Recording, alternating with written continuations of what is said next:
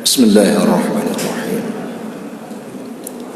Assalamualaikum warahmatullahi wabarakatuh. Alhamdulillahilladzi amarna bittaqwa wa nahana 'anil ma'siyah. والصلاة والسلام على سيدنا محمد حبيبنا المصطفى خير البرية وعلى آله وصحبه ذوي النفوس الزكية أما بعد فقال الله تعالى في القرآن الكريم في سورة الأنفال واتقوا فتنة لا تصيبن الذين ظلموا منكم خاصة واعلموا أن الله شديد العقاب. وقال تعالى في آية أخرى بسم الله الرحمن الرحيم ولنبلونكم بشيء من الخوف والجوع ونقص من الأموال والثمرات وبشر الصابرين. وقال النبي في الحديث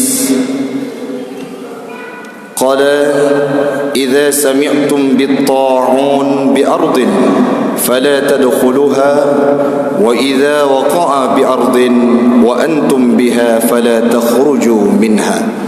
صدق الله العظيم وصدق النبي رسوله الكريم ونحن على ذلك من الشاهدين والشاكرين. إلهي أنت مقصودي ورضاك مطلوبي أعطني محبتك Jamaah sidang solat maghrib sembari kita menunggu solat isya yang kami muliakan, sejenak di awal perjumpaan kita pada malam yang berbahagia ini, sembari kita i'tikaf dalam masjid yang mulia ini, kita hantarkan puji dan syukur kita kepada Allah Subhanahu wa ta'ala yang telah menciptakan kita sebagai manusia dalam kondisi sebagus-bagus bentuk, fi ahsani taqwim, diberikan akal pun dibebankan kepada manusia itu hawa nafsu. Tidak mustahil hamba Allah, bukan suatu hal yang impossible dalam suatu waktu manusia ini dengan taatnya, takwanya, dengan imannya, dengan syukurnya akan mampu meraih predikat yang mulia melebihi seorang malaikat bila akal yang diimplementasikan dalam kehidupan pun manusia ini akan mampu dihantarkan dalam lembah kejahatan, dalam lembah kebiadaban, dalam lembah yang hitam bila nafsu yang kita kedepankan dalam kehidupan merusak kehidupan manusia ini menjadi manusia yang lebih bejat daripada seekor binatang sekalipun. Dengan akal pula lah hamba Allah, manusia ini akan mampu merubah hutan belantara menjadi gedung mercusuar. Dengan akal yang kita miliki, manusia ini mampu menciptakan partikel terkecil yang namanya atom. Dengan akal pula lah manusia mampu merangkai satu mesin yang sangat canggih dengan namanya komputer. Akal ini bila diimplementasikan akan menunjukkan kita ke titik kejayaan. Selawat dan salam keharibaan baginda Rasulullah sallallahu alaihi wasallam yang senantiasa mengedepankan akal dan akhlak dalam kehidupannya sehingga 23 tahun Rasul mampu menerapkan syariat Islam seantero dunia, termasuk Islam itu yang ada dalam relung hati kita pada malam yang berbahagia ini. 23 tahun beliau bersimpuh, 23 tahun beliau bersungguh-sungguh, 23 tahun beliau berkontribusi tanpa henti untuk memperjuangkan akidah yang suci ini hamba Allah. Walaupun berperas keringat, banting tulang, bahkan sampai pada etapa bermandikan darah sekalipun, beliau yakin karena Islam adalah agama ya'lu wa la yu'la alaih, agama yang paling tinggi. Tidak ada satu agama pun yang akan mampu menandingi agama Islam, agama saya, agama anda, dan agama kita semua.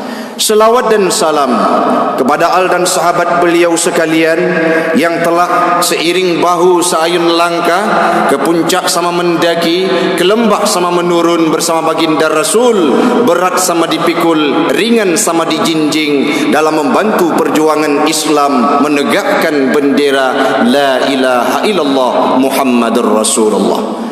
Yang kami hormati Imam Masjid, panitia pembangunan, pengurus masjid, jamaah sidang solat Isya dan Maghrib yang kami muliakan. Sebelum kita berbicara panjang lebar, terlebih dahulu saya pribadi meminta maaf andai kata dalam paparan nantinya ada kalimat yang kurang berkenan dan tidak sesuai dengan harapan Bapak sekalian. Terlebih dahulu saya mohon maaf atas segala kekhilafan, karena manusia ini kata Rasul, al-insan mahalul khata' wan nisyan. Manusia ini adalah suatu bentuk yang tidak pernah lepas dari kesilapan dan kealpaan. Yang tidak wajar adalah kodratnya sebagai manusia lupa melupa, tetapi membiarkan dirinya berada dalam kesalahan secara berkontinuitas. Jamaah yang kami muliakan, sebelum kita mulai ceramah dan tausiah yang insyaAllah akan menjadi pelipur lara bagi pribadi saya dan umumnya kepada jamaah sekalian, mari sama-sama kita doakan senantiasa.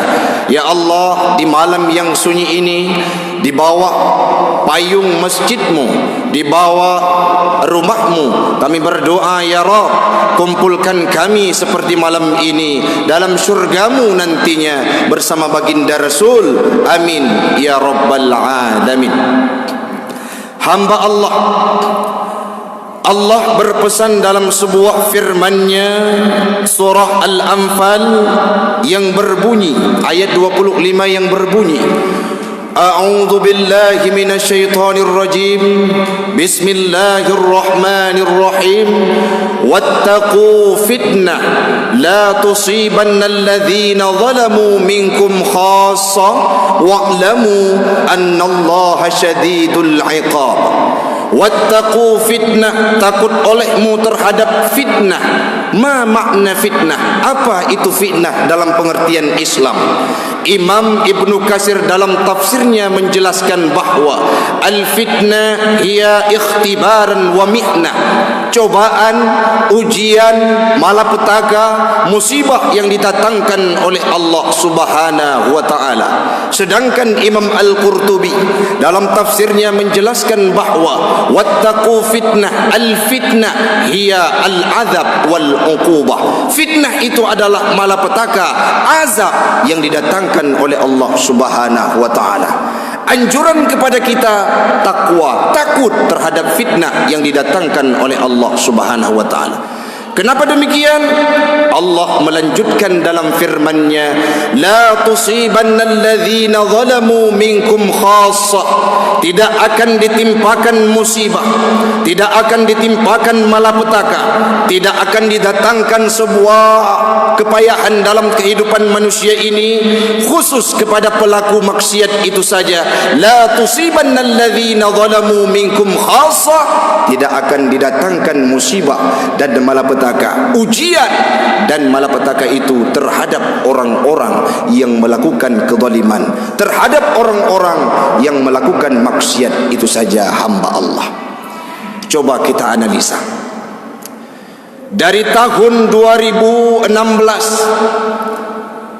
semenjak gempa yang datang ke Aceh yang memakan korban luar biasa di PD termasuk tempat kita, 2017, 2018, bahkan 2019, bahkan di awal tahun 2020, hamba Allah, musibah dan malapetaka datang menyapa Nusantara ini silih berganti tanpa henti, hamba Allah. Kenapa? Mungkin saja maksiat sudah merajalela di tempat kita, hamba Allah. Walaupun roh COVID-19, coronavirus 19 di Wuhan banyak orang yang berkata, "Cok rasa awak Cina yang poh-poh orang Islam sehingga dihantarkan virus itu oleh Allah untuk menghancurkannya." Hari ini kemana suara itu hamba Allah? Hari ini di mana penggalan kalimat tersebut? Kala virus tersebut menghampiri Nusantara, yang diterkamnya adalah orang-orang yang luar biasa ta'abbud kepada Allah, orang-orang yang luar biasa kadangkala ibadahnya luar biasa kepada Allah. Orang-orang tersebut pula lah yang dihantam oleh COVID-19. Maka kata Allah, la tusibanna alladhina zalamu minkum khassa. Allah tidak akan menimpakan malapetaka dan musibah itu kepada pelaku maksiat itu saja. Tsunami 2004 urang Siklun memakan korban ratusan ribu lebih di Aceh.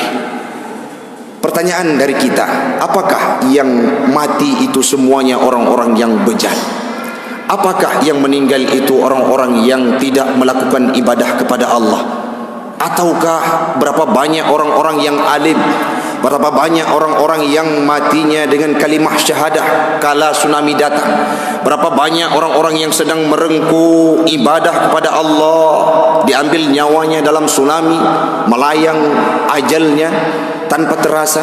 Itu musibah didatangkan oleh Allah, tapi yang tertimpa bukan hanya pelaku maksiat itu saja. Maka kata Allah, la tusibanna alladhina zalamu minkum khassah. Allah tidak akan mengkhususkan.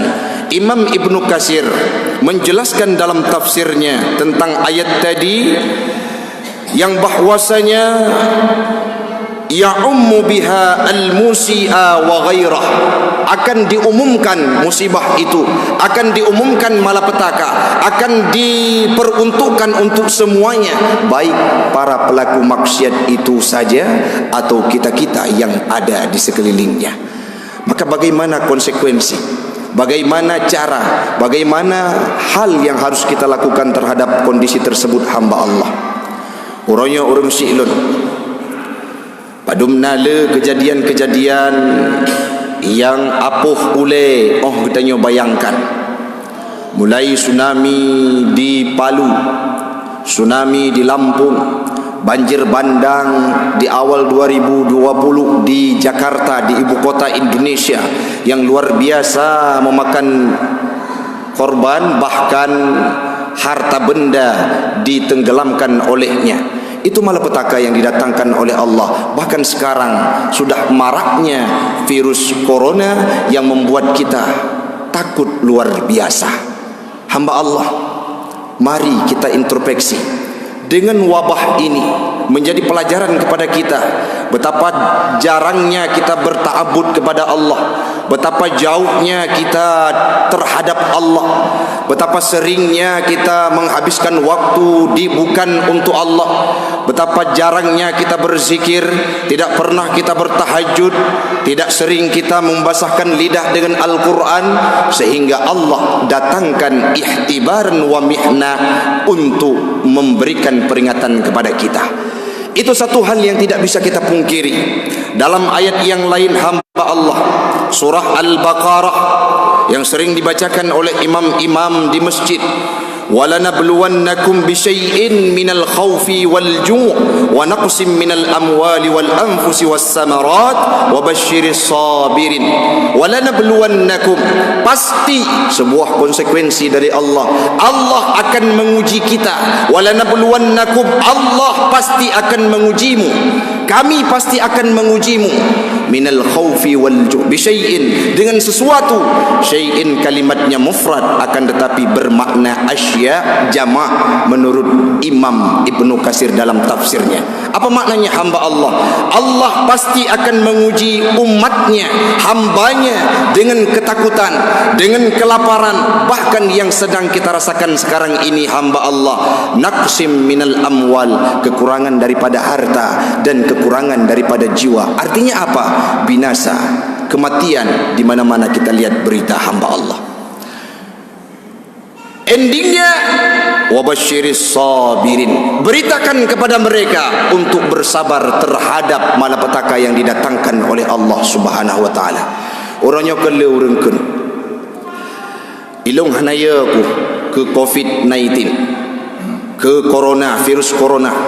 Pakot terserah draw ba Allah, menyakan mati oleh Allah dengan virus yang tetap mati.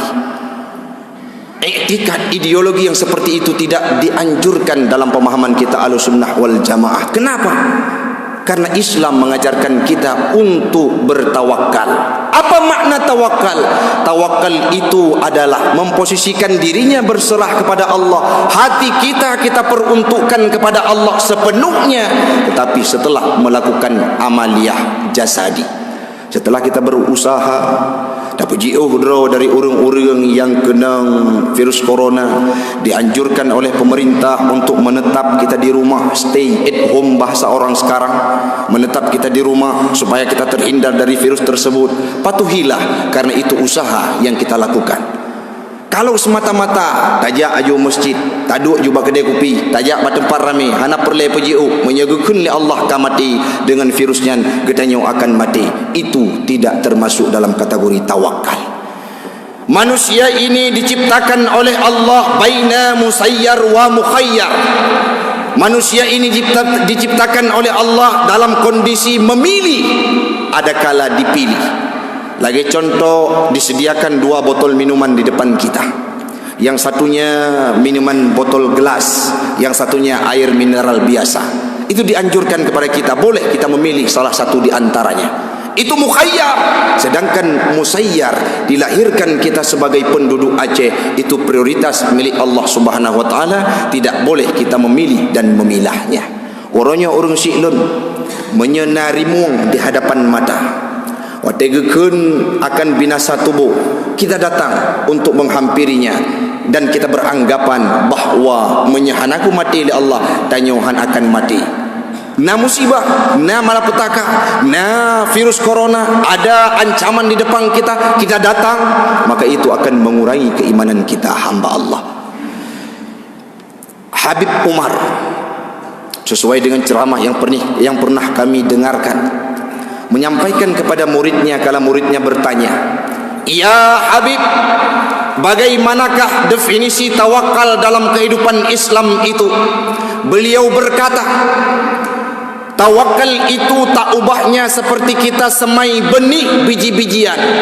Lalu bagaimana ya Habib?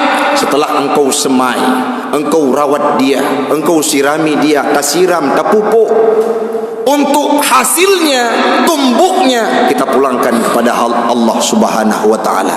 Usaha yang kita lakukan semaksimal mungkin hamba Allah, setelahnya kita pulangkan kepada Allah, itulah baru termasuk dalam kategori tawakal. Yang selanjutnya, menyikapi COVID-19 ini, mari sama-sama kita perbanyakkan diri di rumah. Kadangkala lawitnya orang Si'lun, makin-makin danyo yang sering kerja, baik lun orang drone getanyo Bandung, dari rumah dah berangkat tajak bengok tawo seput. Kadangkala ngan orang si dah berangkat danyo gotnya golom gebedek, tawo danyo gotnya katengut, jarang untuk tak komunikasi berbagi ilmu. Begitu juga yang kana anak, kadangkala bengok anak mantang tengut, wate tawo seput minta rezeki anak katengut kembali. Maka sekarang dengan sebab adanya wabah ini, mari sama-sama kita ambil hikmah untuk menetap diri di rumah. Kita kerjakan apa yang bisa kita kerjakan. Lebih-lebih hamba Allah, apa yang belum pernah kita lakukan semasa kita di luar, baik itu ibadah, solat duha, ibadah baca Al-Quran, mengajarkan anak-anak, berbagi ilmu pengetahuan dengan anak-anak kita di rumah, maka lakukan hal tersebut yang saat ini, yang dulunya sudah jarang kita lakukan. Hamba Allah yang kami muliakan, nah kejadian orangnya pak bujit kepala pengalaman bagi gedanyo cukup le, dan di Aceh sudah ada beranggapan bahwa orang-orang yang jangkit dengan virus corona, orang-orang yang pulang dari luar, namun tanyo tatume pesawat itu sebuah kebanggaan. Kita bisa keluar negeri, sebuah hal yang patut dibanggakan. Tapi hari ini orang-orang yang turun dari pesawat itu dianggap malapetaka oleh tempatnya. Orangnya cukup le orang-orang getanyo Aceh yang merantau ke Malaysia tetapi berangkat pulangnya bukan jalur yang legalitas. Dalam artian secara sembunyi-sembunyi tidak diperiksa oleh orang-orang tertentu terjangkit virus corona. Ka truk kena wajah.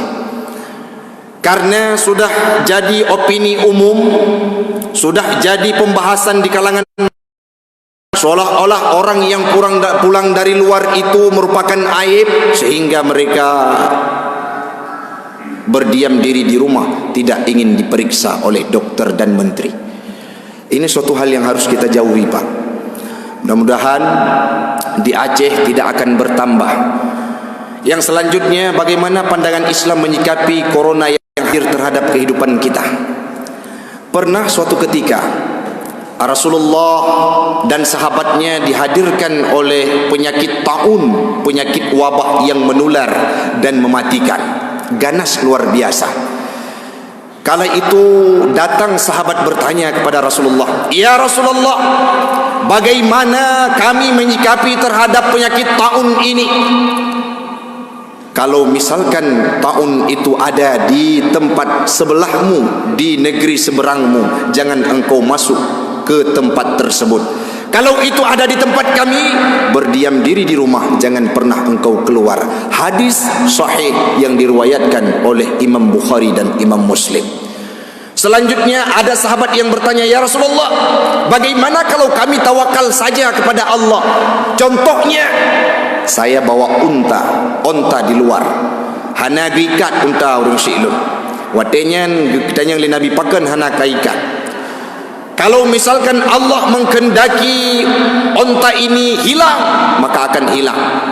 Menyekendak oleh Allah untanya gada, maka akan gada, hana perlu taikat."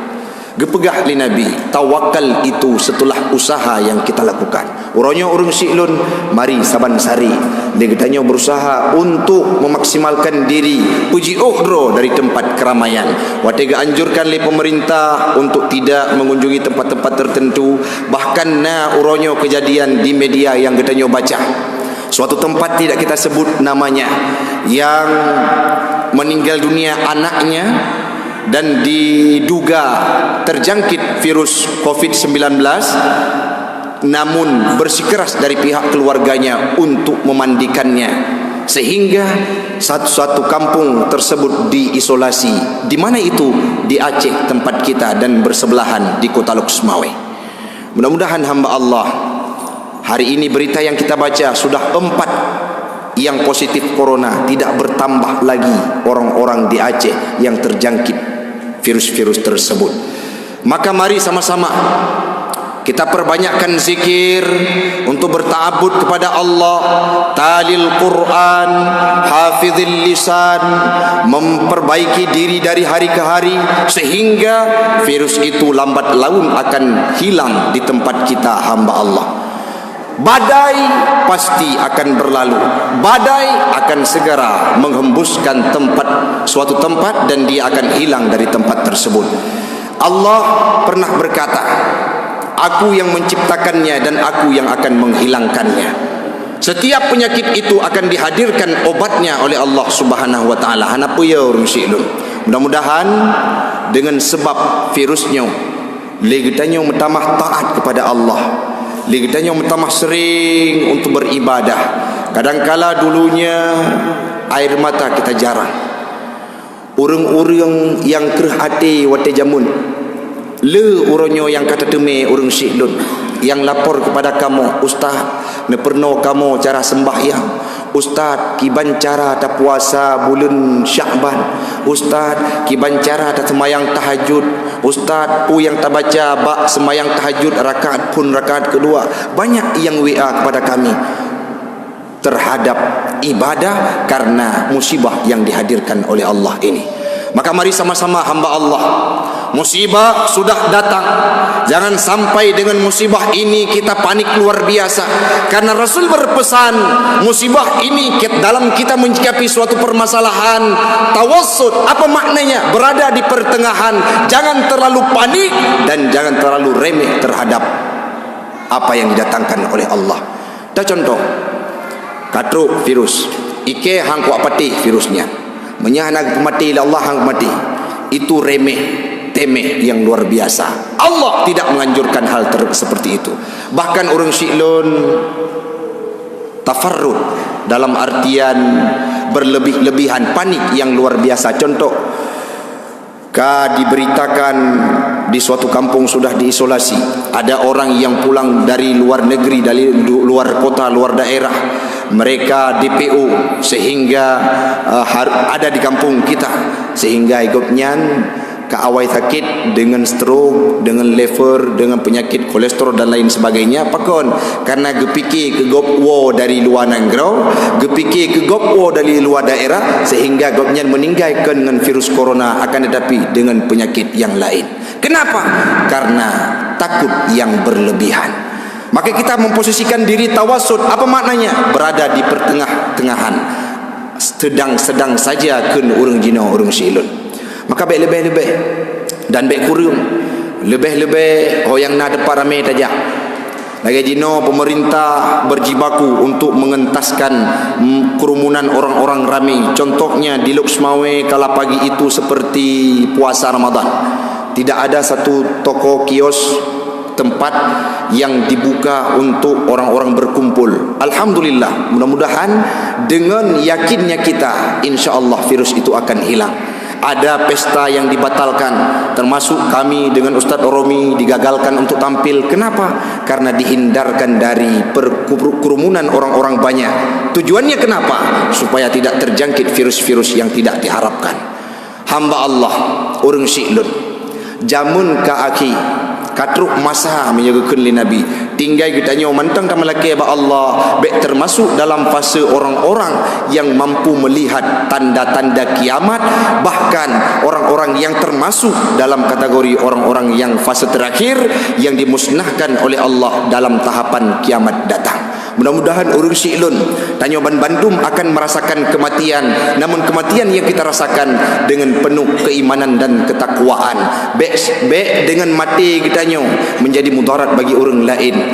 Uronyo na instruksi dari MPU, na instruksi dari wali kota, kurangilah perkerumunan termasuk jamaah. Bila jamaah itu yang hadir ke masjid mampu menjaga dirinya, tidak apa-apa. Tetapi jamaah luar yang tidak mampu menjamin dirinya, kurangi untuk berjamaah. Nah urang yang ken urang Syi'lun kalebeh malim gopnya lagi kepegah di tempuh halim bunga-bunga. Nah urang yang ken pugak fatwa hanggebi jamaah, jamaah yang kembut sunat, ulama kalebeh awai gedeng terhadap sebuah konsekuensi dalam aturan agamanya. Mudah-mudahan kita nyo tugas untuk pati bek tak ingkari. Jamaah merupakan fardu kifayah pendapat Imam Asy-Syafi'i dalam mazhab Asy-Syafi'i, dan Imam Nawawi berpendapat sunnah muakkad. Sedangkan pelihara jiwa terhadap suatu tempat seperti di Jawa Barat yang sudah ditiadakan Jumatnya, orangnya hanali semayang Jumat pakon karena di sana sudah kronis. Bahkan di luar negeri hamba Allah, azan seperti ditampilkan oleh Tengku Romi kepada saya, ada sebuah kalimat sallu fi rihalikum, solatlah kamu di rumahmu. Itu anjuran yang pernah diterapkan oleh Rasul masa taun, masa musibah malapetaka yang datang. Rasul menganjurkan kepada muazzin untuk menambahkan kalimat tersebut. Hari ini datang berita dan antisipasi dari pemerintah kita untuk berdiam di rumah, tidak sering berjamaah, bahkan GPS, SMS sudah divakumkan untuk sementara waktu.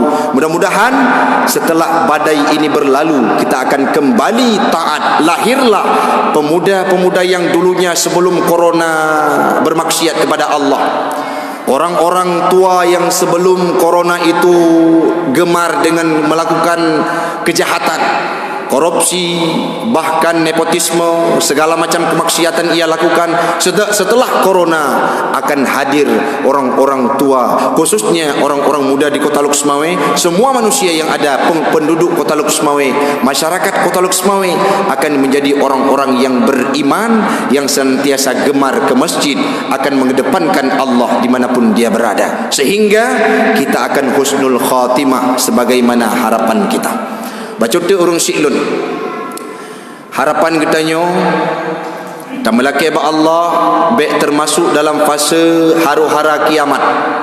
Kiban maksud jih tengku tanyo beawai mati sebelum bawai meninggal, sebelum haru-hara kiamat fase yang terakhir itu datang. Karena seburuk kurun, seburuk generasi adalah generasi yang hidup kala fase terakhir itu datang.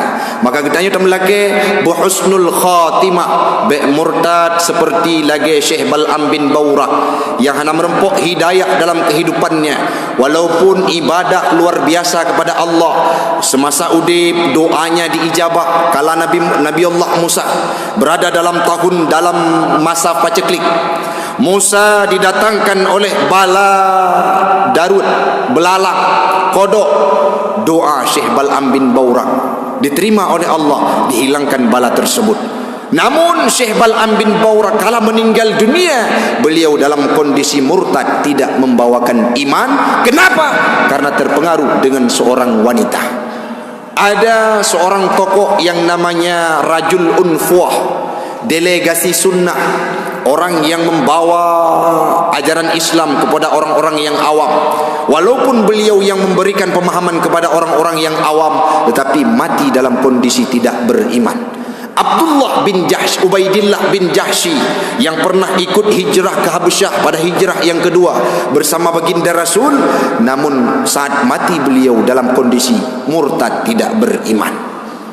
Ada seorang muazzin kala masa Nabi Muhammad sallallahu alaihi wasallam yang azannya di tempat yang tinggi.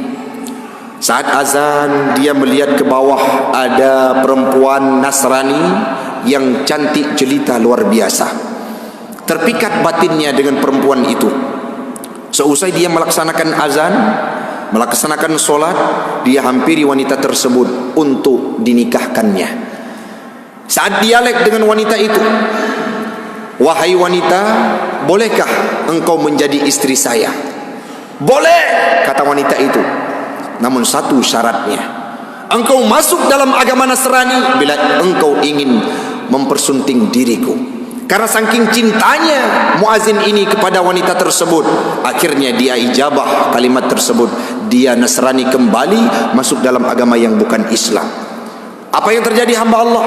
Sebelum dia menjamah istrinya dalam agama Nasrani tadi, Allah mengutus malaikat Israel untuk menjemput nyawanya. Akhirnya apa yang terjadi? Mati dalam kondisi tidak beriman, bahkan murtad. Namun ada hal yang sebaliknya. Seorang sahabat yang dulunya melakukan amalan kejahatan dekatnya dengan neraka satu hasta kata Nabi, tetapi masuk Islam pada perang Badar dalam bulan Ramadan. Masuk Islam, belum sempat menunaikan ibadah solat, diajak oleh Nabi untuk berperang karena dia ahli perang. Seorang tentara perang diajak oleh Nabi untuk berperang, belum sempat beribadah untuk solat kepada Allah, mempergunakan keningnya untuk sujud kepada Allah. Allah terlebih dahulu memanggil dirinya sebagai syuhada, tewas dalam perang bersama baginda Rasul. Seraya Rasul berkata kepada sahabatnya, "Wahai sahabatku, hari ini dipersaksikan oleh Allah, Allah memberikan hidayahnya kepada hambanya yang belum pernah melakukan sujud, namun dia diberikan prioritas oleh Allah masuk surga nomor wahid. Kenapa? Karena hidayah datang dalam kehidupannya sehingga menjadi orang ahli surga, syahid bersama baginda Rasul." Hari ini hamba Allah, itu yang perlu kita kejar. Tinggalkan permasalahan kita terhadap COVID-19. Waspadai saja, jangan terlalu khawatir sehingga membuat kita menjadi orang yang di bawah tawassut, tidak sedang-sedang saja. Namun yang perlu kita ingat, semoga amal kita, ibadah kita diterima oleh Allah selaku sesuatu orang yang dimasukkan sebagai hambanya yang mendapatkan hidayah oleh Allah. Rabi'ah Al-Adawiyah, beliau pernah berkata, "Ya Allah, kalau aku ibadah karena takut nerakamu, maka dekatkan neraka itu untukku. Kalau aku beribadah kepadamu karena mengharap surgamu, tutuplah surga itu untukku. Tetapi kalau aku ibadah karena mengharapkan ridhamu, jangan pernah engkau palingkan wajahmu dariku, kata Rabi'ah Al-Adawiyah. Dalam syair Abu Nawas yang sering kita baca, hamba Allah, ilahi lastu li ahla, kami tidak pantas menjadi penghuni surga karena amalan yang kami kerjakan sangat sedikit, pun kami tidak sanggup dengan nerakamu ya Allah. Maka karena itu jadikan kami sebagai hambamu yang mendapatkan hidayah dan ridhamu. Dalam surah Al-Fajr di akhir ayatnya Allah berpesan bahawa kita harus mengejar ridha Allah, radid, ridha Allah yang berakhir masuklah dalam kategori fadkhuli fi ibadi, termasuk dalam kategori hambaku yang berakhir kepada fadkhuli jannati, sehingga kita masuk ke dalam surganya Allah. Amin amin ya rabbal alamin. Hamba Allah, di akhir penjumpaan kita pada malam yang berbahagia ini ada beberapa hal yang perlu kita ingat. Yang pertama, musibah itu didatangkan oleh Allah terhadap kita, orang yang beriman dan orang-orang yang tidak beriman, orang-orang yang melakukan kejahatan, orang-orang yang melakukan kebaikan. Sama saja kata Allah, la tusibannal ladzina zalamu minkum khassah. Maka karena itu minimalisirlah angka kejahatan di tempat kita, sehingga Allah akan melahirkan negeri yang baldatun thayyibatun wa rabbul ghafur. Yang kedua, hamba Allah, menyikapi corona ini kita harus bertawassul, berada di pertengahan, jangan terlalu panik dan jangan terlalu berlebihan, bahkan meremehkan terhadap musibah yang didatangkan oleh Allah. Yang terakhir, hamba Allah, musibah akan pasti datang terhadap kita sebagai ikhtibaran. Apa itu? Ujian untuk mengangkat derajat kita. Caranya, wasta'inu bis sabri was salah, mintalah pertolongan kepada Allah dengan sabar dan solat. Mudah-mudahan kita akan selamat dunia dan akhirat, akan dijadikan sebagai hamba Allah yang meraih predikat hidayahnya dan masuk dalam surganya. Amin amin ya rabbal alamin. Hasbunallah, wassalamu alaikum warahmatullahi